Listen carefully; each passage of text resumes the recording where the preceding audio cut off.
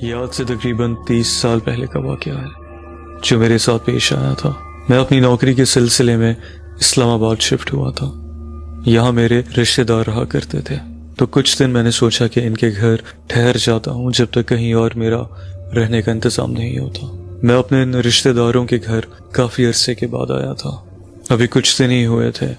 میں اپنی نوکری میں مصروف رہا کرتا تھا۔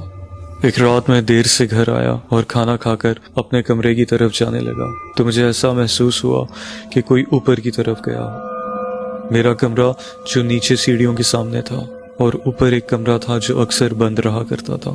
مجھے یہاں آنے پر پہلے دن ہی میرے کزن نے منع کیا تھا کہ اوپر کی طرف اور خاص طور پر اس کمرے کی طرف مت جانا۔ میں نے زیادہ دھیان نہیں دیا اور میں نے پوچھا بھی نہیں کہ کیوں، مگر اس وقت کون گیا ہوگا وہاں، یہ سوچ کر میں اوپر چلا گیا۔ کمرے کے باہر پہنچا تو مجھے اندر سے کچھ لوگوں کے ہنسنے کی آواز آئی۔ مجھے تھوڑی حیرت ہوئی کہ اس وقت یہاں کون ہو سکتا ہے۔ یہ سوچ کر میں نے دروازہ کھولا، اندر کوئی بھی نہیں تھا۔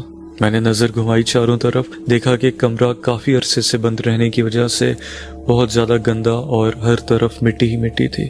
اتنے میں نے پیچھے دیکھا تو میرے کزن کی چھوٹی بہن جو میری کزن ہی لگتی تھی وہ میرے پیچھے کھڑی تھی اور اس نے مجھے پیچھے سے آواز دی۔ میں نے چونک کر دیکھا، مجھے حیرت ہوئی کہ وہ کبھی بھی اوپر نہیں آتی تھی، تو وہ اچانک اس وقت یہاں کیا کر رہی ہے۔ اس نے مجھ سے پوچھا تو میں نے بتایا کہ مجھے لگا یہاں کوئی آیا ہے تو میں دیکھنے چلا آیا۔ خیر میں اس کے ساتھ نیچے آنے لگا۔ ابھی 2-3 سیڑھیاں ہی اترا ہوں گا کہ مجھے محسوس ہوا کہ میرے پیچھے پھر کوئی ہنسا ہے، مگر وہاں تو اس کے علاوہ اور کوئی نہیں تھا۔ میں نے ڈرتے ڈرتے اپنی گردن گھمائی اور میرے ہوش اڑ گئے۔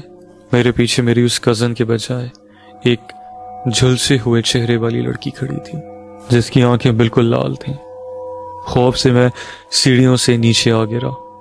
وہ آہستہ آہستہ میرے پاس آ رہی تھی اور میری آواز میرے حلق میں بالکل پھنس کے رہ گئی تھی۔ بامشکل میں چیخا تو میرا کزن اور اس کی امی اپنے اپنے کمروں سے بھاگے ہوئے میری طرف آئے۔ میری حالت بہت عجیب ہو چکی تھی، میں تقریباً بے ہوش تھا، مگر وہ لڑکی ابھی بھی میرے سامنے محسوس ہو رہی تھی۔ میرا کزن شاید سمجھ چکا تھا کہ مجھے کیا ہوا ہے۔ اس نے مجھے اٹھایا اور مجھ پر دم کی اور دعائیں پڑھنا شروع کر دیں۔ مجھے کمرے میں لے کر آئے۔ کچھ دن کے بعد جب میری حالت کچھ بہتر ہوئی تو میں نے اس دن کا پورا واقعہ اپنے کزن کو سنایا تو مجھے اس نے بتایا کہ اوپر بند کمرے میں ایک آسیب ہے، اس لیے وہاں کوئی نہیں جاتا، مگر وہ کسی کو نقصان نہیں پہنچاتے۔ تم نے شاید اوپر جا کر وہ دروازہ کھولا، اس لیے تمہارے ساتھ ایسا ہوا ہے۔